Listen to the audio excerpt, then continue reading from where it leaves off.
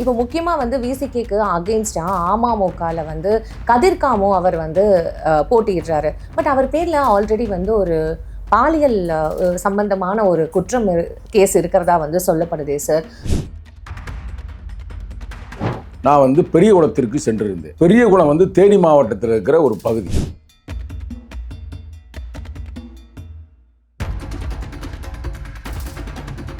அதாவது எங்கள் தலைவர் எப்போ அரசியலுக்கு வந்தாரோ மதுரை மாவட்டம் மேலூரில் வந்த அந்த காலகட்டத்திலிருந்தே இவர் தான் வந்து அரசியலில் ஒரு முன்னணியாக இருந்தார்.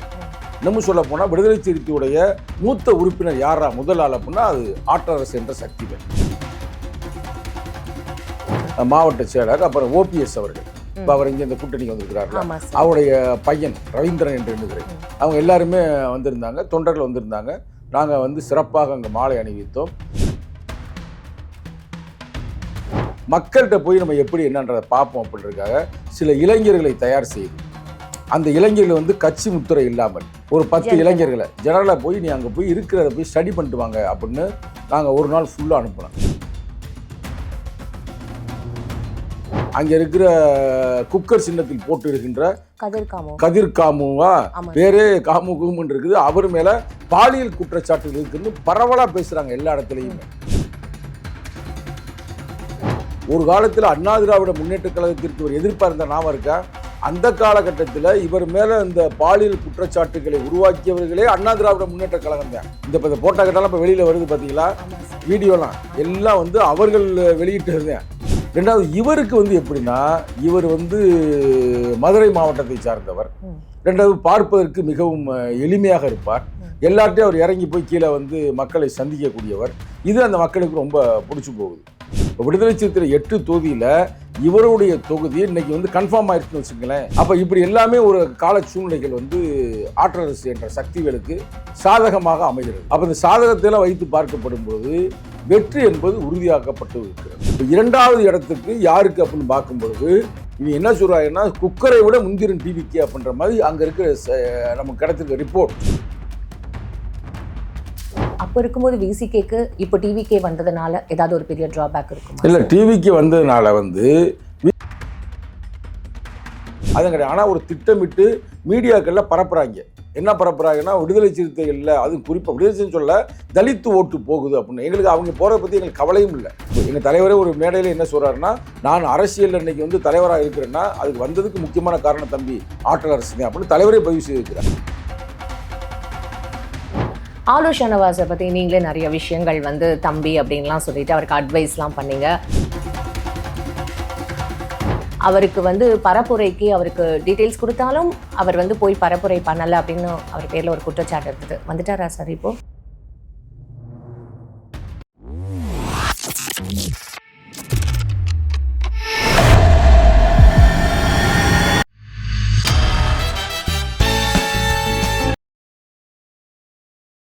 நேயர்கள் அனைவருக்கும் வணக்கம். இன்னைக்கு நம்மளோட சங்கத்தமிழன் அவர்கள் தான் இணைஞ்சிருக்கார. நிகழ்ச்சிக்கு போகலாம். சார் வணக்கம். சார் வணக்கம்மா. எப்படி சார் இருந்தது பரப்புரையெல்லாம்? சிறப்பாக இருக்குமா. இப்போ முக்கியமாக வந்து விசிகேக்கு அகெயின்ஸ்டாக அமமுகவில் வந்து கதிர்காமு அவர் வந்து போட்டியிடுறாரு. பட் அவர் பேரில் ஆல்ரெடி வந்து ஒரு பாலியல் சம்பந்தமான ஒரு குற்றம் கேஸ் இருக்கிறதா வந்து சொல்லப்படுதே சார். ஸோ இப்போ உங்களுக்கு அங்கே எந்த மாதிரியான ஒரு சப்போர்ட் இருக்கு? அதாவது பெரியகுளத்தை நீங்கள் கேட்குறீங்க. ஆமாம் சார். ஆமாம். இப்போ வந்து கடந்த வாரம் வந்து நான் வந்து பெரியகுளத்திற்கு சென்றிருந்தேன். பெரியகுளம் வந்து தேனி மாவட்டத்தில் இருக்கிற ஒரு பகுதி. நல்ல ஒரு இயற்கை சார்ந்த ஒரு சூழல். ஏறக்குறைய நீ கொடைக்கானல் போயிருப்பேன்னு நினைக்கிறேன். கொடைக்கானலுக்கு போவதற்கு அந்த வழியில் இருக்குது. கொடைக்கானலுக்கு கீழே இருக்குது. ஏறக்குறைய உங்களுக்கு கொடைக்கானலை போலவே நல்ல ஒரு குளிர்ச்சியான ஒரு பகுதின்னு வச்சுக்கங்களேன். அங்கு நல்ல விவசாயமும் நல்லா இருக்குது. சிறப்பான விவசாயங்கள் இருக்கிறது. பலதரப்பட்ட மக்கள் அங்கு வாழ்கிறார்கள். இஸ்லாமியர்கள், கிறிஸ்துவர்கள், இந்துக்களையும் பல சமூகத்தை சார்ந்தவர்களும் ஒற்றுமையாக அந்த பூமியில் வாழ்ந்து கொண்டிருக்கிறார்கள். அதில் வந்து எங்கள் கட்சியுடைய துணை பொதுச் செயலாளர், விடுதலை சிறுத்தைகள் கட்சியுடைய ஒரு பழமையான ஒருத்தர்னு சொல்லலாம். அதாவது எங்கள் தலைவர் எப்போ அரசியலுக்கு வந்தாரோ மதுரை மாவட்டம் மேலூரில் வந்த அந்த காலகட்டத்திலிருந்தே இவர் தான் வந்து அரசியலில் ஒரு முன்னணியாக இருந்தார்.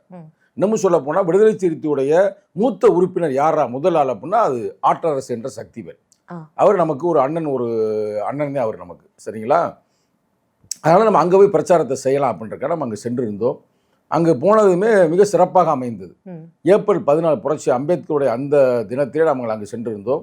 அங்கே இருக்கிற புரட்சி அம்பேத்கர் சிலைக்கு நான், அண்ணன் ஆற்றரசு அவர்களும், அங்கே இருக்கிற தங்க தமிழ்ச்செல்வன், அங்கே இருக்கிற திராவிட முன்னேற்ற கழகத்துடைய மாவட்ட செயலர், அப்புறம் ஓபிஎஸ் அவர்கள், இப்போ அவர் இங்கே இந்த கூட்டணிக்கு வந்திருக்கிறார்கள், ஆமா சார். அவருடைய பையன் ரவீந்திரன் என்று எண்ணுகிறேன், அவங்க எல்லாருமே வந்திருந்தாங்க, தொண்டர்கள் வந்திருந்தாங்க. நாங்கள் வந்து சிறப்பாக அங்கே மாலை அணிவித்தோம். அது மட்டுமல்லாது அங்கே எங்கள் தலைவர் வந்து இந்த பிறந்த நாளை முன்னிட்டு உறுதிமொழி ஏற்க சொல்லியிருந்தார். அந்த உறுதிமொழியை நாங்கள் எல்லாரும் ஏற்றோம். இது அங்கே இருக்கிற சிறப்பு. அதற்கு அடுத்தபடியாக நம்ம வேட்பாளரோடய சேர்ந்து தெரிஞ்சால் நல்லா இருக்காது, மக்கள்கிட்ட போய் நம்ம எப்படி என்னன்றதை பார்ப்போம் அப்படின்றதுக்காக சில இளைஞர்களை தயார் செய்து, அந்த இளைஞர்கள் வந்து கட்சி முத்திரை இல்லாமல் ஒரு 10 இளைஞர்களை ஜெனரலாக போய் நீ அங்கே போய் இருக்கிறத போய் ஸ்டடி பண்ணிட்டு வாங்க அப்படின்னு நாங்கள் ஒரு நாள் ஃபுல்லாக அனுப்பினோம். அவங்க ஒரு நாள் காலையிலேருந்து ஈவினிங் வரைக்குமே ஃபுல்லாக போய் அங்கங்கே போய் எல்லா இடத்துலையும் ஒரு இடத்துல சாம்பிள் எடுக்கலை. ஏன்னா பல பேர் சொல்கிறாங்க, அந்த கருத்தை நம்ம உருவாக்கி நம்ம பேசுகிறத விட நமக்கே தெரியணும்ல, அப்போ நமக்கு ஒரு கான்ஃபிடென்ட்டாக எதுவும் செய்ய முடியும். அப்போ எல்லா இடத்துலையும் போய் பார்த்ததில் அங்கே ஆற்றரசுக்கு தான் சிறப்பாக இருக்கிறது கள நிலவரம். நீங்கள் கேட்டீங்க பார்த்த கேள்வி ஆரம்பத்திலேயே, அங்கே இருக்கிற குக்கர் சின்னத்தில் போட்டு இருக்கின்ற கதிர்காமுவா வேறே காமுகுன்னு இருக்குது, அவர் மேலே பாலியல் குற்றச்சாட்டுகள் இருக்குன்னு பரவலாக பேசுகிறாங்க எல்லா இடத்துலையுமே. பொதுவான பேச்சு எல்லா மக்களுமே சொல்கிறது. அப்போ அவர் அதில் அடியாகிறார். அப்போ அவருக்கு தான் போட்டு, ஏன்னா அவர் தான் அண்ணா திராவிட முன்னேற்ற கழகத்தோட கூட்டணி நிற்கிறாரு. ஒரு காலத்தில் அண்ணா திராவிட முன்னேற்ற கழகத்திற்கு ஒரு எதிர்ப்பாக இருந்த ஞாபகம் இருக்கா? அந்த காலகட்டத்தில் இவர் மேலே இந்த பாலியல் குற்றச்சாட்டுகளை உருவாக்கியவர்களே அண்ணா திராவிட முன்னேற்ற கழகம் தான். இந்த போட்டோ கட்டெல்லாம் இப்போ வெளியில் வருது பார்த்தீங்களா, வீடியோலாம் எல்லாம் வந்து அவர்கள் வெளியிட்டது தான். இப்போ என்ன பண்ணுறதுன்னு தெரியாமல், இப்போ அவங்களுக்கு என்ன பண்ணுறதுன்னு தெரியாமல் மட்டுமல்லாமல், நான் சொல்கிறது கள நிலவரம், அவங்க வந்து அந்த தொகுதியை வாங்குறதுக்கு ஆசைப்பட்டிருக்கிறாங்க அண்ணா திராவிட முன்னேற்ற கழகம். ஆனால் அண்ணா திராவிட முன்னேற்றத்தில் கொடுக்காமல் குக்கருக்கு கொடுத்துட்டாங்களா, அந்த கொடுத்தனால அவங்களுக்குள்ளே ஒரு பெரிய ஒரு குழப்பம் நிலவி கொண்டிருக்கிறது. யாரும் ஒழுங்காக அங்கே வந்து வேலையும் செய்யலை, அதான் அங்கே இருக்கிற நிலவரம். ரெண்டாவது, இவருக்கு வந்து எப்படின்னா, இவர் வந்து மதுரை மாவட்டத்தை சார்ந்தவர். ரெண்டாவது, பார்ப்பதற்கு மிகவும் எளிமையாக இருப்பார். எல்லார்ட்டையும் அவர் இறங்கி போய் கீழே வந்து மக்களை சந்திக்கக்கூடியவர். இது அந்த மக்களுக்கு ரொம்ப பிடிச்சி போகுது. ஒரு அரசியல்வாதி மாதிரி இல்லாமல் ஒரு யதார்த்தமாக மக்கள்கிட்ட போய் காலையிலே போய் வடை சுடுறாரு, கடையில் போய் சைக்கிள் ஓட்டுறாரு, நான் போட்டால் உங்களுக்கு எல்லாம் காட்டுறேன் சரிங்களா, ஜிம்மில் போய் ஜிம்மு செய்கிறாரு. இது மேலே செய்யும் பொழுது அது மக்களை பழகிறாருன்னு. இவருக்கு ஒரே ஒரு மைனஸ் பாயிண்ட்டு, வெளியூருக்காரு அப்படின்ற மாதிரி ஒரு கருத்து சொல்கிறாங்க. ஆனால் இப்போ அவர் வந்து வெற்றி உறுதி. இப்போ அங்கேயே வீடு வாங்கி இருக்க போகிறாரு. தலைவர் சொல்லிட்டாரு, நீ அங்கேயே போய் இருப்பா அப்படின்னு. நேற்று கூட உதயநிதி ஸ்டாலின் இங்கே வந்திருக்கிறாரு, சரியான வரவேற்பு. இன்றைக்கி நம்ம பேசிக்கொண்ட இந்த தருணத்தில் தமிழக முதல்வர் தளபதி ஸ்டாலின் அங்கே போகிறாரு. அது நல்ல ஒரு வரவேற்பு நடந்து கொண்டு இருக்கிறது அப்படின்ற மாதிரி செய்தி கிடைக்கிறது. அப்போ இதெல்லாம் வச்சு பார்க்கப்படும் பொழுது செகண்டுக்கே வந்து யார் அப்படின்றதே போட்டி ஒன்றுக்கு ஒரு ரெடி ஆயிடுச்சு. இப்போ விடுதலை சிறுத்தைகள் 8 தொகுதியில் இவருடைய தொகுதி இன்னைக்கு வந்து கன்ஃபார்ம் ஆயிடுச்சுன்னு வச்சுங்களேன்.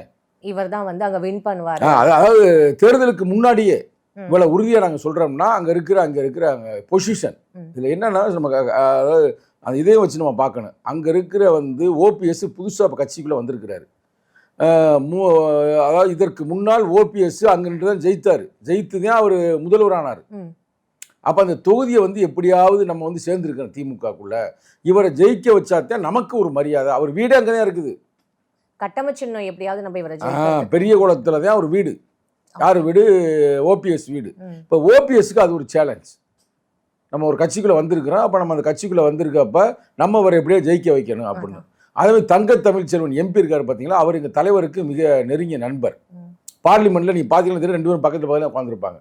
அப்போ இப்படி எல்லாமே ஒரு கால சூழ்நிலைகள் வந்து ஆற்றரசு என்ற சக்திகளுக்கு சாதகமாக அமைகிறது. அப்போ இந்த சாதகத்தையெல்லாம் வைத்து பார்க்கப்படும் பொழுது வெற்றி என்பது உறுதியாக்கப்பட்டு இருக்கிறது.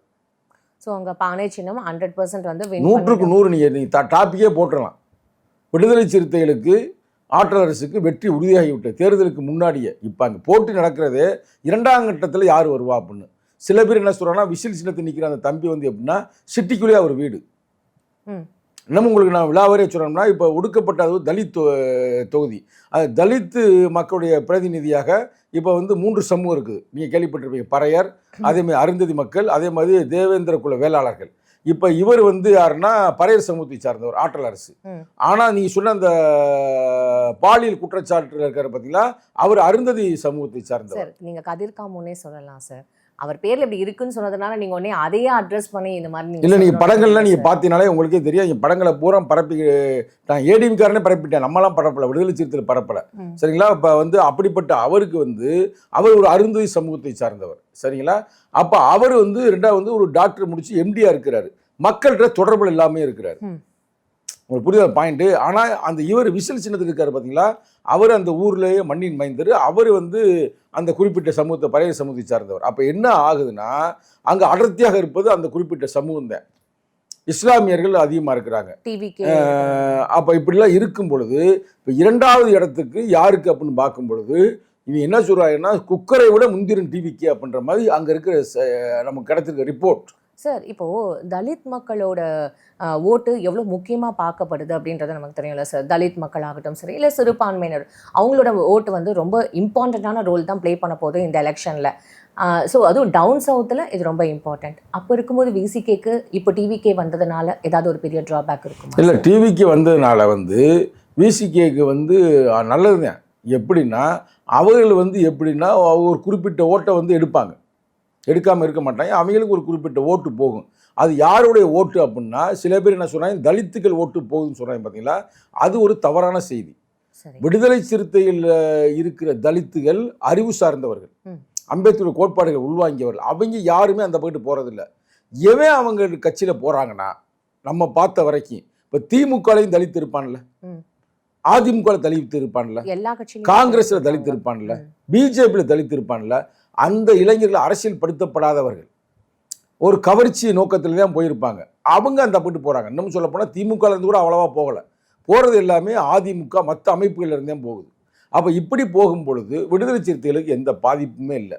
சிறுத்தையிலேருந்து ஒரு பயிலும் போகலை. அது நம்ம அங்கே இருக்கிற வச்சு எல்லாத்தையுமே ஸ்டடி பண்ணதில் அதுவும் கிடையாது. ஆனால் ஒரு திட்டமிட்டு மீடியாக்களில் பரப்புகிறாங்க. என்ன பரப்புகிறாங்கன்னா, விடுதலை சிறுத்தைகளில் அதுவும் குறிப்பாக விடுதலை சிறுத்தை சொல்ல தலித்து ஓட்டு போகுது அப்படின்னு. எங்களுக்கு அவங்க போகிறத பற்றி எங்களுக்கு கவலையும் இல்லை. ரைட்டாக அவங்க அரசியல் படுத்தி கொண்டு வருவோம், அது வேறு பிரச்சனை. ஆனால் அவங்க வந்து அங்கே போயிட்டு ஒரு சினிமா மாயையில் போயிட்டு சுற்றி தெரிஞ்சுட்டு அப்புறம் இதாண்டா மேட்ரு அப்படின்னு அப்புறம் வரத்தே போகிறாங்க. அடிப்படாமல் அவனுக்கு வந்து எதுவுமே ஒரு புரியாதுல்ல. அதனால் நம்ம அவனை ஒன்றும் பெருசாக இருக்கலை. ஆனால் தொடர்ந்து வந்து ஒரு நடிகர் என்ற முறையில் இன்றைக்கி போகிறாங்க. அது வந்து திருப்பி வந்து ஒரு மாற்றத்தை நிச்சயமாக வரும். ஆனால் அந்த ஒரு தொகுதியை மட்டும் வச்சு பார்க்கப்படும் பொழுது இரண்டாம் இடத்துக்கு கூட ஒரு வருவதற்கு வாய்ப்பு இருக்கிறது. அந்த அளவுக்கு அவர் டிவி கேட்க வரும் அங்கே இருக்கிற பொசிஷன். ஏன்னா அங்கே வேட்பாளர் வீக்காக இருக்கார்ல. பர்சன்டேஜ் எவ்வளோ சார் நீங்கள் கனெக்ட் பண்ணி? இல்லை, எங்களுக்கு எப்படி இருந்தாலும் 60 விழுக்காடு வரும். எங்கள் ஆற்றல் அரசு பாருங்கள், நீங்கள் பார்ப்பீங்கல்ல, ரிசல்ட் வர்ற அன்னைக்கு நீங்களே தெரிஞ்சுக்கிறீங்க. 4ஆம் தேதி ரிசல்ட் வரும் பொழுது 23ஆம் தேதி வந்து இப்போ ஓட்டு போடுன பிறகு நமக்கு ஒன்றும் பிரச்சனை இல்லை. நம்ம வந்து 4ஆம் தேதி ரொம்ப முக்கியம். 4ஆம் தேதி நீங்கள் பார்க்கும் பொழுது அதிகப்படியான ஓட்டுகளில் வெற்றி பெற்றவர் யாருன்னா இவர். இப்போ இவரை பற்றி ஒரு சின்ன பயோடேட்டா சொல்கிறேன் பாருங்கள். அது ஆரம்ப காலகட்டத்தில் இவர் வந்து ஒரு சமூக சேவகர் தான். ஒரு குறிப்பாக ஒரு தலித்து மக்களுக்கு மட்டுமல்ல, பொதுவான அனைத்து மக்கள்கிட்டையுமே பழகக்கூடியவர். நம்ம மதுரை மாவட்டம் மேலூரில் அவர் ஊர் இருக்குது. அங்கே வந்து நீங்கள் பார்த்தீங்கன்னா அவர் எல்லா சமூக மக்கள்கிட்டையும் ஒரு நட்பாக இருப்பார். அதுவும் குறிப்பாக இஸ்லாமியர்களிடத்திலும். அவர் இருக்கிற கல்லம்பட்டின்ற ஊரில் இஸ்லாமியர்கள் அடர்த்தியாக இருக்கக்கூடியவர்கள். அங்கே இவருக்கு நல்ல ஒரு ஆதரவு இருக்குது. அப்போ அந்த இதெல்லாம் அவங்களுக்கு தெரியும்ல, செய்தியாக போகும்ல. இப்போ ஒரு பிரச்சனைனாலும் கூட ஒரு ஆள் போனாங்கன்னா நேரடியாக அவங்களுக்கு என்ன பிரச்சனை தீர்க்கக்கூடியவர். இப்போ அவங்க வந்து சில பேர் அப்படி கெத்தாக இருப்பாங்க, ஃபோன் எடுக்காமல் இருப்பாங்க, அப்படிலாம் இருக்க மாட்டாப்புல. ஒரு பிரச்சனை வந்துருச்சுன்னா நேராக கலெக்டர்கிட்ட கூட்டி போவாப்புல. போட நான் கேள்விப்பட்டேன் கொஞ்சம் நாளத்துக்கு முன்னாடி, சில மாதங்களுக்கு முன்னாடி. அதாவது ஒரு பெண்ணுக்கு ஒரு பிரச்சனையா, அப்போ அந்த பெண்ணை நேரடியாகவே கலெக்டர்கிட்ட கூட்டி போய் அந்த பெண்ணுடைய பிரச்சனையை தீர்த்து வைத்திருக்கிறார். அப்போ ஒரு மக்களுடைய சேவகராக இருக்கிறார்ல, இப்போ மக்களுடைய தொண்டனாக இருக்கிறார்ல, அதுதானே மக்கள் விரும்புவாங்க. இப்போ இந்த பழைய காலம் மாதிரிலாம் இல்லை. பழைய காலத்தில் யாரை பற்றி எதுவும் தெரியாது. ஆனால் இப்போ என்னன்னா இந்த சோசியல் மீடியா வந்தனால எல்லாரை பற்றி செய்திகள் பரவி போயிட்டே இருக்குல்ல, எங்கே போகாமல் இல்லை. வேற தொகுதிகளில் நிற்கிற அந்த வேட்பாளர்கள் கூட இங்கே இருக்கிறவங்களுக்கே கண்டிப்பாக தெரியுது அந்த அளவுக்கு சோஷியல், அந்த அளவுக்கு இன்னைக்கு வந்து சோசியல் மீடியா வலுவாக இருப்பதால் இவரை பற்றி டெய்லி இப்போ போடுறாங்க, எல்லா நியூஸ்லேயும் போடுறாங்க. எல்லா சன் நியூஸில் கூட 2 நாளைக்கு முன்னாடி பேட்டி கொடுத்துருந்தாரு. அதே மாதிரி எல்லா யூடியூப்களையும் இவருடைய பேட்டியெல்லாம் தொடர்ந்து உருவாகி கொண்டிருக்கிறது. இதில் என்ன ஒரு சிறப்புனா நீங்கள் பார்க்கணும், பொதுமக்கள் வந்து நினைக்கணும்னா, அது குறிப்பாக ஆரம்ப காலகட்டத்தில் சாதி வெறி பிடித்து அந்த மதுரை மாவட்ட மேலூரில் எழுச்சி தமிழர் அந்த மதுரை மாவட்டத்திற்கு வரும் பொழுது பெரிய ஒரு மக்கள் திரட்சியாக அவர் பின்னாடி யாரும் போகலை. அந்த காலகட்டத்திலேயே முதலாளர் அவர் போயிருக்கிறார், மாணவராக இருந்த காலகட்டத்திலேயே. அதுதான் ரொம்ப முக்கியம். பாதிக்கப்பட்டவர்களுக்காக ஒரு குரல் கொடுக்க வேண்டும் என்று. அது அங்கே வந்து எப்படின்னா உயிருக்கு கூட உத்தரவாதம் இல்லாத ஒரு பகுதி. ஏன்னா மேலாவளவு சின்னாரம்பட்டிலாம் ஓடுற பஸ்ஸிலேயே நிப்பாட்டி 6-7 பேரை வெட்டி கொலை பண்ணாங்க. அப்படிப்பட்ட பகுதியை சார்ந்தவர் தான் இவர். அப்போ இவ்வளவு தைரியம் இப்போ வர்றது வேற. இப்போ விடுதலை சிறுத்தைகள்னா யாரும் நெருங்க மாட்டாங்க. நான் சொல்கிறது எப்படின்னா 30 வருடங்களுக்கு முன்னால் 90களில் அப்போ ஒருத்தர் வர்றாருன்னா, இப்போ எனக்கே நான்லாம் இப்போ காலேஜில் படிச்சுக்கிருப்பேன். நம்ம ஆளுங்க சொல்லுவாங்க இதுமாதிரி ஆற்றல் அரசு சக்திவேல் வந்து தைரியமாக செயல்படுகிறார் அப்படின்னு. அப்போ அதுதான் சிறப்பு. எங்கள் தலைவரே ஒரு மேடையில் என்ன சொல்கிறாருன்னா, நான் அரசியல் இன்னைக்கு வந்து தலைவராக இருக்கிறேன்னா அதுக்கு வந்ததுக்கு முக்கியமான காரணம் தம்பி ஆற்றல் அரசு தான் அப்படின்னு தலைவரே பதிவு செய்திருக்கிறார். அப்போ இந்த செய்திகள் வந்து பரவலாக எல்லா மக்கள்கிட்டையும் போகும்போது அப்போ இவர் வந்து ஒரு நேர்மையான ஆளாக இருந்திருக்கிறாரு, எதற்கும் பயப்படாமல் இருந்திருக்கிறாரு, ஒடுக்கப்பட்ட மக்களுக்கு மட்டுமல்ல எல்லா மக்களுக்குமான ஒரு தோழனாக இருந்திருக்கிறார். இதான அளவுகோல் உங்களுக்கு வெற்றிக்கு. கண்டிப்பா சார். ஏன்னா மக்கள் மனசுல முதல்ல இடம் பிடிச்சாதானே சார் அவரால் வந்து ஜெயிக்கிறதுக்கான ஒரு வாய்ப்புகள் அவருக்கு கிடைக்கும். உண்மையாவே மக்கள் மனசுல இவர் இவ்வளவு அளவுக்கு இடம் பிடிச்சிருந்தாருன்னா டெஃபினட்டாக மக்கள் யோசிக்காமல் அவருக்கு கண்டிப்பாக ஓட்டு போடப்படாது. அதுவும் விசிகேன்றது எந்த மாதிரியான ஒரு மக்களுக்காக தொடர்ந்து குரல் கொடுக்குற ஒரு கட்சி அப்படின்றது டவுன் சவுத்தில் இருக்கிற மக்களுக்கு டெஃபினட்டாக தெரியும். ஸோ ஆர்எல்ஆர்எஸ் கண்டிப்பாக வின் பண்ணுவாருன்னு நீங்கள் நினைக்கிறீங்க இல்லையா? நான் நினைக்கல. இதுதான் பரவலான செய்தி. எல்லாருடைய கருத்து கணிப்பு இப்போ வெளியாகி கொண்டு இருக்குல்ல, எல்லா பெரிய செய்தியிலும் வந்துக்கிட்டு இருக்கு. எல்லா கருத்து கணிப்புலையுமே வெற்றி யாருக்குடா அப்படின்னா நம்ம ஆற்றல் அரசு அவர்களுக்கு அப்படின்னு செய்தி வந்துருச்சு. முக்கியமாக ஓட்டு போடுறவங்க எத்தனை பேர் வந்து ஓட்டு போடுவாங்கன்றது இருக்குல்ல சார். நிறைய பேர் ஓட்டு போடாமல் ஸ்கிப் பண்ணிடுறாங்க. அதெல்லாம் நீங்கள் எங்கேயாவது அப்படிலாம் இருக்கக்கூடாது. அதாவது ஒவ்வொருத்தருக்கும் வந்து இந்த மண்ணில் வாழ்கிறோம்னா ஒரு உரிமை, அது என்னென்னா ஓட்டு உரிமை. யாரும் வந்து நாங்கள் போய் ஓட்டு போடாமல் இருப்போம் அப்படின்னு யாரும் தூங்கிடக்கூடாது. ஏன்னா இதுக்கு ஒரு வரலாறு சொல்கிறேன் பாருங்கள். புரட்சியார் அம்பேத்கர் தான் இந்த ஓட்டு உரிமையை வாங்கி கொடுத்தாரு. ஆரம்ப காலகட்டத்தில் இந்தியா சுதந்திரம் அடைந்த காலகட்டத்தில் இப்போ உங்கள் அப்பாட்ட வந்து சொத்து இருக்குன்னு வச்சுங்களேன், பட்டா இருக்குன்னா அவங்களுக்கு ஓட்டு, பட்டா இருக்கிறவங்களுக்கு. மிட்டா மிராசு அதாவது பட்டா இருக்கிறவங்க, அதை படித்து உங்களுக்கு டிகிரி பட்டா வச்சுருந்தீங்கன்னா தான் ஓட்டு. சும்மா எல்லா மக்களுக்கும் ஓட்டு இல்லைன்னு இருந்திருக்கு. அதை உடைச்சி எல்லாருக்கும் ஓட்டு, ஒன் ஓட்டு ஒன் வேல்யூ, ஒரு ஓட்டு ஒரு மதிப்பு அப்படின்னு உருவாக்கியவரே அம்பேத்கர். இப்போ உங்களுக்கும் ஒரே ஓட்டு, எனக்கும் ஒரே ஓட்டு, டாடா பிர்லா அதானி அம்பானி எல்லாருக்கும் ஒரே ஓட்டு தான், ஒரே மதிப்பு தானே. அப்போ நம்ம இந்த நாட்டில் நமக்கான ஒரு அங்கீகாரத்தை வழங்கியிருக்கிறது, சமம் என்பதை உருவாக்கி இருக்கிறது. அப்போ அந்த ஓட்டை வந்து இவனுக்கு விற்கக்கூடாது. அது மெயினாக நீங்கள் தெரிஞ்சுக்கிறேன். மக்கள் ஓட்டை விற்கிறத விட அயோக்கியத்தனம் உலகத்தில் வேறு எதுவுமே இருக்காது.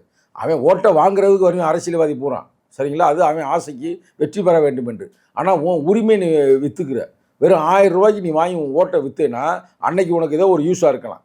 ஆனால் உன் வாழ்க்கையில் உன் வரலாறே போயிருதில்ல அடுத்த 5 வருஷம். அப்போ அது மட்டும் இல்லை, அது கேவலமான ஒரு செயல் இல்லைங்க. எவ்வளவு ஒரு ஓட்டு உரிமை என்பது எவ்வளோ ஒரு வரலாறு. யாருக்குமே ஓட்டு போடு, அது உன் உரிமை, ரைட்டா? அதை நோட்டாக கூட வச்சுருக்கிறாங்களா, அது கூட போடு, ஒன்றும் பிரச்சனை இல்லை. ஆனால் நீ போய் அன்னைக்கு போய் ஓட்டு போட வேண்டும். அது வந்து ஓட்டு போடுதல் என்பது நீ இந்த பூமியில் வாழ்கிற, இந்தியா உனக்கு சொந்தம் அப்படின்னு ஒரு, அது என்னன்னு சொல்ல போனால் ரெஸ்பான்சிபிலிட்டி, டியூட்டி அப்படின்றத ஓட்டு உரிமை என்பது ரொம்ப முக்கியமானது. அதை யாரும் போடாமல் தவிர்க்கக்கூடாது. அதே நேரத்தில் வந்து அன்னைக்கு நிறைய பேர் வந்து தண்ணியை போட்டு தூங்கிடுறாங்களாம். சில பேர் வேலையே அன்னைக்கு நமக்கு இப்போ ஹாலிடே லீவ். ஸோ அது வந்து வீக்கெண்ட் ஃப்ரைடே ஒரு நாளும் வீக் எடுத்துட்டா நம்ம 4 நாள் நமக்கு லீவு கிடைச்சிடும்னு சொல்லிட்டு எல்லாரும் ட்ராவல்லாம் பண்ணி அப்படிலாம் வந்து ஒவ்வொரு வாட்டியும் இது நடக்கிற ஒரு விஷயம். ஸோ ஒரு விழிப்புணர்வை கிரியேட் பண்ணலாம். அது ஓட்டு நீங்கள் போடணும், எல்லாரும் வந்து ஓட்டை போடணும். அதில் எங்களுக்கு பானையில் குத்தணும். ஆலு ஷானவாஸை பற்றி நீங்களே நிறைய விஷயங்கள் வந்து தம்பி அப்படின்லாம் சொல்லிட்டு அவருக்கு அட்வைஸ்லாம் பண்ணீங்க. அவருக்கு வந்து பரப்புரைக்கு அவருக்கு டீட்டெயில்ஸ் கொடுத்தாலும் அவர் வந்து போய் பரப்புரை பண்ணலை அப்படின்னு அவர் பேரில் ஒரு குற்றச்சாட்டு இருந்தது. வந்துட்டாரா சார் இப்போ? அதாவது என்ன நடந்துச்சுன்றதை மறந்துடுங்க, சரிங்களா? நம்ம அவரை அரசியல்படுத்த வேண்டும் என்பதற்காகவும் அவரை நெறிப்படுத்த வேண்டும் என்பதற்காக தான் நம்ம பேசியிருப்போம். வேறு மேலே அந்த தம்பி மேலே எந்த காழ்ப்புணர்ச்சிக்காகவோ இல்லை வேறு எதுக்கு நம்ம பேசவில்லை. சில பேர் பேசியிருந்தாலும் கூட அது என்னென்னு நம்ம அதுக்கு நம்ம பொறுப்பும் இல்லை. ஆனால் இன்றைக்கி அந்த தம்பி வந்து இன்றைக்கி போயிட்டார். இப்போ நமக்கு செய்தி வந்து கொண்டு இருக்கிறது, தேர்தல் களத்தில் குதிச்சுட்டாரு. அது குறிப்பாக பண்ருட்டிக்கு அப்துல் ரஹ்மான் என்ற நண்பருக்கு பரப்புரை செய்து கொண்டிருக்கிறான்னு செய்தி செய்திருக்கிறார். இதை நம்ம வரவேற்கிறோம், பாராட்டுகிறோம். அதுதான் முக்கியம். அதாவது அரசியலில் வந்து இன்றைக்கி விடுதலை சிறுத்தைகளில் வந்து 8 சீட்டுங்க. அவன் ஒன்றும் 18 சீட்டு கொடுக்கல, இல்லை 20 சீட்டு கொடுக்கல. 8 சீட்டில் அவனால் கொடுக்க முடியும் தலைவர்னால. அப்போ அதில் வந்து சில பேருக்கு கிடைக்காமல் போயிருக்கிறதுனால மன உளைச்சல்கள் இருக்கலாம், வருத்தம் இருக்கலாம். ஆனால் அந்த வருத்தத்தை வெளியில் காட்டிக்கிறது மாதிரி தொகுதிக்கு போகாமல் இருக்கக்கூடாது. சரிங்களா? இப்போ வந்து அவர் தொகுதிக்கு போயிருக்கிறார் அப்படின்ற செய்தி, அவரை நான் பாராட்டுகிறேன், வரவேற்கிறேன். நீங்க ஒரு ஃபோன் பண்ணி பேசியிருக்கலாமே அப்படின்னு எல்லாரோட கேள்வியா இருக்கு. இது நீங்க மேடை போட்டு இங்க மாதிரி இன்டர்வியூ கொடுக்கறத விட ஒரு ஃபோன் பண்ணி பேசியிருக்கலாமே அப்படின்னு ஒரு அது ஃபோன் பண்ணி பேசினோமா பேசலான்றது அவங்களுக்கு தெரியாதுல்ல. சரிங்களா? இப்போ அதெல்லாம் இப்போ வந்து நம்ம பேசணும் தேவையில்ல. அது முடிஞ்சு போன கதை. ஆனால் இப்போ நம்ம வரவேற்கிறோம். நம்ம இப்போ எதிரிகளை கூட அரசியல்படுத்த வேண்டும், ஜனநாயகப்படுத்த வேண்டும் என்பது எங்கள் தலைவருடைய நோக்கம். அவர் ஒன்றும் எதிரி இல்லை, கட்சியுடைய சக தோழர் தானே. சரிங்களா? நான் இவர் மட்டும் இல்லைங்க, யார் வந்து தவறு செய்தாலும் சங்கத்தமிழையும் தட்டி கேட்பேன்.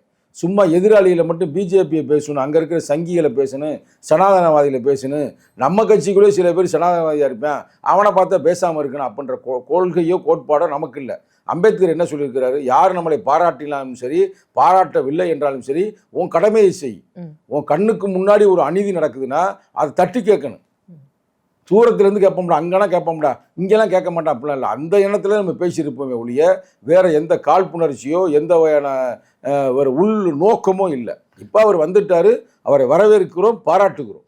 இல்ல நாளைக்கு நீங்களும் அவரும் பேசுனீங்கன்னா எப்படி இருக்கும் அதெல்லாம் நல்லா தான் பேசுவோம். நமக்கு என்ன, எப்படி இருக்கும் உங்களோட? அதெல்லாம் அவன் தம்பி தானே அவர். இல்ல உங்களை தாண்டி இப்போ சோஷியல் மீடியால வந்து உங்க 2 பேருக்கும் வந்து ஒரு பெரிய ஒரு பகை மாதிரி கட்டமைச்சிட்டு இருக்காங்க. சரி, அதனால தான் இந்த இல்லை அப்படிலாம் அதெல்லாம் அப்படி இல்லை. தம்பி தானங்க அவரு, சின்ன தம்பி தானே அவர். என்ன வயசு, என்ன நம்மளோட 10 வயசு சின்ன தம்பியாக தானே இருக்கிறாரு. அதெல்லாம் ஒரு பிரச்சனையும் இல்லை.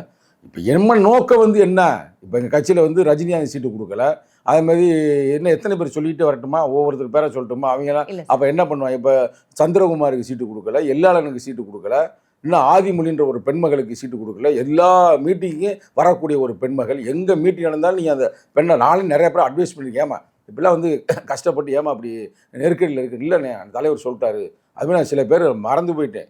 அப்போ இவ்வளோ பேர் இப்போ வந்துருக்குறா, அப்போ அவங்களாம் ஏதாவது பிரச்சனை பண்ணுறாங்களா? அப்படிலாம் இல்லை. அது இந்த தேர்தலில் நான் ஏற்கனவே பேசியிருந்தேன், எஸ்எஸ் பாலாஜிக்கு நின்றவர் தான் கிடைக்கல, பனையூர் பாபு கிடைக்கல, அதெல்லாம் அப்படிலாம் இல்லை. அரசியலில் வந்து எப்போ யாருக்கு என்ன செய்யணுன்றது எழுச்சி தமிழருக்கு தெரியும். சரிங்களா? அப்போ அதனால வந்து நம்ம யாரும் தொய்வு அடைந்து விடக்கூடாது, யாரும் குழம்பி விடக்கூடாது, யாரும் மயங்கி விடக்கூடாது, யாரும் படுத்து தூங்கி விடக்கூடாது என்பதே நம்ம நோக்கம்.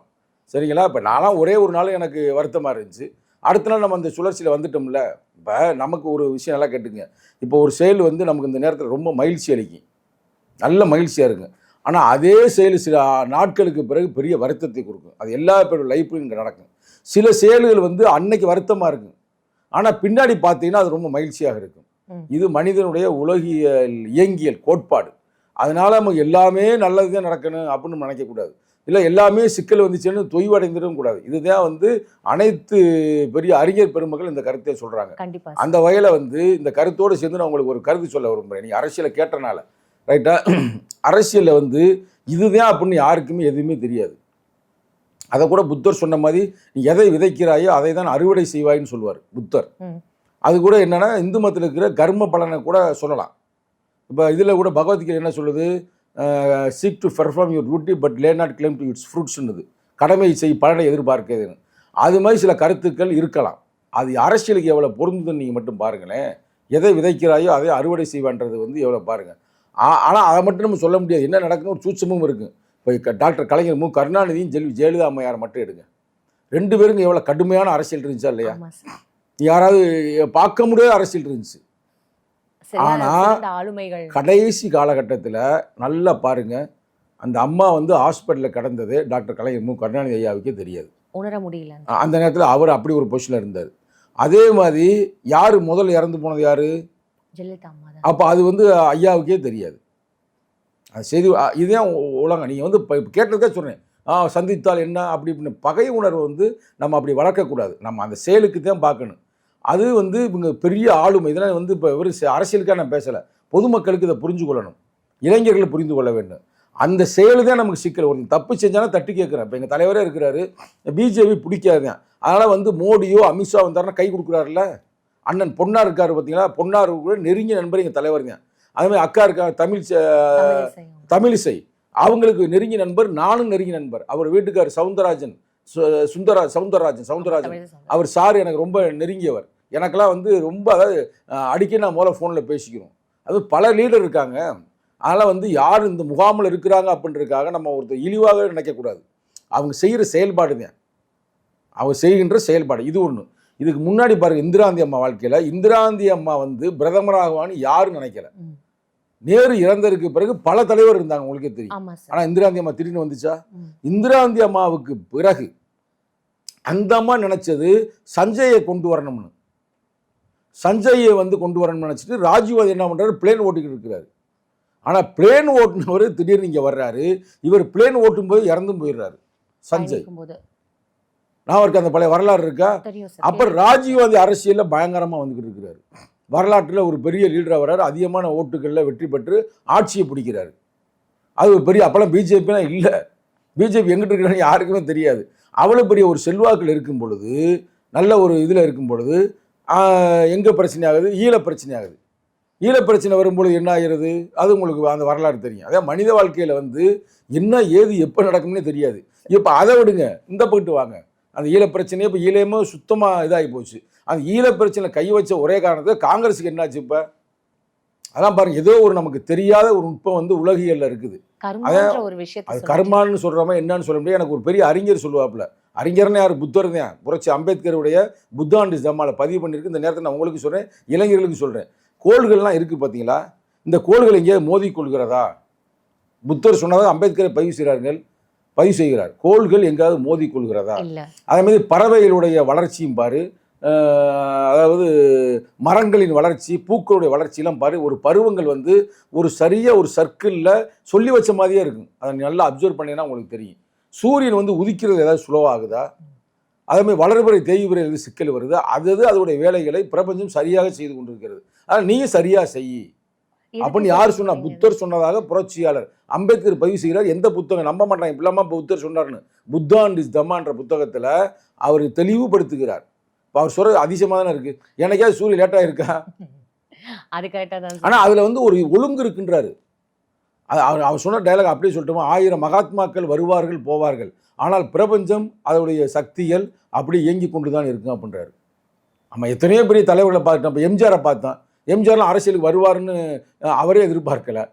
அவர் சினிமா நடிகராக இருந்தாருங்க. திடீர்னு பார்த்தா ஒரு காலகட்டத்தில் வர்றாரு. அதற்கு முன்னால் அறிஞர் அண்ணா இறப்பிற்கு பிறகு, அறிஞர் அண்ணாவுக்கு முன்னாடி பாருங்க, கர்ம வீரர் காமராஜர் அடிக்கிறதுக்கு தமிழ்நாட்டில் ஆளே இல்லை, அவ்வளோ பெரிய லீடராக இருந்தார். திடீர்னு கர்ம வீரர் காமராஜரை அடுத்தபடியாக அறிஞர் அண்ணா வந்தார். அறிஞர் அண்ணாவுக்கு பிறகு அவர் தான் தொடர்ந்து இருக்கணும். ஆட்சியில் இருக்கும்போது இறந்து போயிடுறாரு. சரி, அவர் தான் இறந்து போயிட்டாரா அப்படின்னு பார்த்தா அடுத்து டாக்டர் கலைஞர் கருணாநிதி வர்றாரு. சரி, அவர் தான் தொடர்ந்து இருப்பாருன்னு பார்த்தா அவர் அடுத்து வந்து ஒரு முறைக்கு மேலே அவரால் ஜெயிக்க முடியல. அடுத்து 13 ஆண்டுகள் எம்ஜி ராமச்சந்திரன் இருக்காரு. எம்ஜி ராமச்சந்திரன் நல்ல முதல்வராக இருக்கும்போது திடீர்னு அவர் காலி ஆகிடுறாரு. நீ பாருங்க, நல்லா நுட்பமாக பார்க்கணும் இதை. அவர் காலியான பிறகு யார் வருவான்னு பார்த்தா ஜானகி அம்மா தான் வருதுன்னு சொன்னாங்க. ஏன்னா அவர் தான் அவங்க மனைவின்னு. அவரை தான் வீரப்பன் நல்லா வளர்த்து வர்றாரு. அந்த நேரத்தில் வீரப்பன் வந்து கட்சியை கைப்பற்ற பார்க்குறியா ஜானகியை வச்சு அப்படின்னு சொல்லி ஜெயலலிதா அம்மையாரை திருநாவுக்கரசு உருவாக்குறாரு. ஆனால் இப்போ திருநாவுக்கரசு அண்ணன் எங்கே இருக்கார்? ஜெயலலிதா உருவாக்கியவரே திருநாவுக்கரசு அண்ணன் தான். இப்போ அவர் அண்ணன் அமைதியாக அங்கேயே இருக்கிறாரு. ஆனால் அதுக்கடி ஜெயலலிதா அம்மையார் பயங்கரம் வந்தாங்க. அதுக்கு மாதிரி சசிகலா எங்கே இருந்தானே தெரியல, சசிகலா வர்றாங்க. பாருங்க, இயங்கியல் வந்து எப்படிலாம் நம்ம அப்படி தான் பார்க்கணும். தனிப்பட்ட பேர் சொல்கிறதுக்கு மக்களுக்கு புரிதலுக்காக சொல்கிறேன். ஆனால் எப்படி வரலாறு வருதுன்னு பாருங்க. அரசியலில் இந்த ஆளுமைகள் எப்படி இருந்தாங்க, இப்போ எப்படி இருக்காங்க நம்ம அப்படி கூட யாரும் கேவலமான நம்ம சொல்ல வரல. சரிங்களா? இதில் என்ன ஒரு நுட்பமானதுன்னா, நம்ம மனிதனுக்கு மைண்டுக்கு அப்பாற்பட்ட ஒரு சூட்சமாக இருக்குது. அது புத்தர் சொன்ன மாதிரி, நீ எதை விதைக்கிறாயோ அதை அறுவடை செய்கிறாய் அப்படின்னு கூட நம்ம சொல்லலாம். அப்போ இப்படிப்பட்ட வாழ்க்கையில் எடப்பாடி என்னைக்காச்சும் நினச்சிருப்பாரா? ஜெயலலிதா அம்மையாருக்கு பிறகு நான் வருவேன் ஓபிஎஸ் நினச்சிருப்பாரா? இப்போ அவங்க வந்தாங்க. ஆனால் ஓபிஎஸ் எடப்பாடி இருக்கும்போது யார் விரும்பல ஆட்சி அதிகாரம் பண்ண ஆசைப்பட்டது மூப்பனார். அதே மாதிரி யார்? ஐயா ராமதாஸ், டாக்டர் ராமதாஸ், இவங்களாம் ஆசைப்பட்டாங்க முதல்வர் ஆக வேண்டும் என்று. ஆனால் அவங்க முதல்வருடைய எங்கேயும் போகும்போது இன்னைக்கு சூழ்நிலை என்ன? ஆனால் ஓபிஎஸ் சிபிஎஸ் அவங்க வந்துட்டாங்களே. இப்போ பாருங்களேன், ஒவ்வொன்றையும் நீ சிந்திச்சு பாருங்க. விஜய் வருவார் யாராச்சும் நினைச்சாங்களா? அதே மாதிரி 90களுக்கு முன்னால் தலித்து மக்களை சும்மா ஓட்டு போடுறதுக்கு மட்டும்தான் வைப்பாங்க. நானே பார்த்துருக்கேன். எங்கள் அப்பா காங்கிரஸ் கட்சியோடைய மாவட்ட செயலாளர். நானே எங்கள் கண்ணால் பார்த்துருக்கேன்ல. வெறும் ஓட்டு போடுறதுக்கு, கோஷம் எழுப்புறதுக்கு, கூட்டத்தை கூட்டுறதுக்கு. ஆனால் யாரும் அதிகார பயிர்வு, அதிகார பேச்சுன்னு வரல, அடித்தா திருப்பி அடின்னு வரல. ஆனால் திடீர்னு இவர் வரவுக்கு பிறகு வரலாற்றில் ஒரு மாற்றம் உருவாகுது பார்த்தீங்களா? அதுமாதிரி எல்லாத்தையும் பாருங்கள். நம்ம அதுக்காக சொல்கிறோம், நம்ம பேசுகிறது, செயல்பாடுகள் ரொம்ப ஒழுக்கம் சார்ந்து நேர்மையாக இருக்க வேண்டும். யாருக்கும் எந்த பாதிப்பும் உருவாக்காமல் இருக்க வேண்டும். ஏதோ ஒரு சுச்சம் இருக்கா இல்லையா? இப்போ இதே இருங்க, பிஜேபி நம்ம பேச வரோம். பிஜேபி இந்தியா சுதந்திரம் அடையும் பொழுது அவங்க என்ன நினச்சாங்கன்னா, இந்தியாவின் நம்ம கைத்தானே வந்துருச்சு. யார்? சவார்கர் நினைக்கிறாருங்க. சவார்கர் பெரிய லீடரு. அவர் என்ன நினைக்கிறாருன்னா, நம்ம இந்தியா இந்து மக்கள் பாகிஸ்தான் பிரித்து கொடுத்தோம்ல, இன்னைக்கு கவலையே இல்லை, அவர் அங்கிட்டு போயிட்டாங்க, அப்போ இந்தியாவை பூரா நம்ம கண்ட்ரோல் பண்ணணும் அப்படின்னு நினச்சிட்டு இருக்கும்போது தான் திடீர்னு வந்து அம்பேத்கர் வர்றாரு. அம்பேத்கர்னு ஒரு கேரக்டர் மட்டும் வராமல் இருந்திருந்தா இன்னைக்கு இந்தியா வந்து இந்து ராஷ்டிரம்னு வந்திருக்குங்க. அந்த காலத்திலே சவார்கர் அதை செய்கிறாரு, கோல்வால்கர் செய்கிறாரு, ஹெட்கவர் செய்கிறாரு. பல வரலாறு நான் படித்தனாலே சொல்கிறேன். பஞ்சாப் தாட்ஸ்ன்ற புத்தகம் அவர்களுக்கு வேத புத்தகமாக இருக்குது. அந்த புத்தகத்தில் அவங்களே சொல்கிறாங்களே, இந்தியாவை வந்து இந்து ராஷ்டிரியமாக அறிவிக்க வேண்டும், இதை தடுத்த ஒரே ஆள் அம்பேத்கர் தான் அப்படின்னு அந்த காலத்திலே புத்தகம். அப்போ அம்பேத்கர்னு ஒருத்தர் பிறக்காமல் இருந்திருந்தாருன்னா இன்னைக்கு இந்தியா வேற மாதிரி இந்தியாவாக இருக்கும். கண்டிப்பா அவர் வந்தனால தான் இன்னைக்கு வந்து பெண்களுக்கு வந்து இன்னைக்கு சம உரிமை கிடைக்குது, எல்லாருக்கும் இடஒதுக்கீடு கிடைக்குதுன்ற ஒரு வரலாறு படைச்சிருக்கிறாருல. அப்போ அவர் வாழ்க்கை வரலாறு நல்லா போயிட்டு திரும்பி செத்து போயிடுறாரு. அதே நம்ம பார்க்கணும்ல. அவர் யாராவது ஒரு 64 வயசு 65 வயசு சாவாங்களா இப்போ இருக்க லீடர்ஸில்? அதை கற்பனை பண்ணி பாருங்களேன்.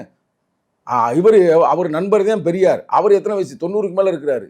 ஆனால் இவர் வந்து 65. தலைவர் மேடைக்கு மேலே சொல்லுவார், அவர் மட்டும் இன்னொரு 10 வருஷம் இருந்திருந்தால் இந்தியாவுடைய வரலாற்றையே மாற்றி அமைத்திருப்பார்னு.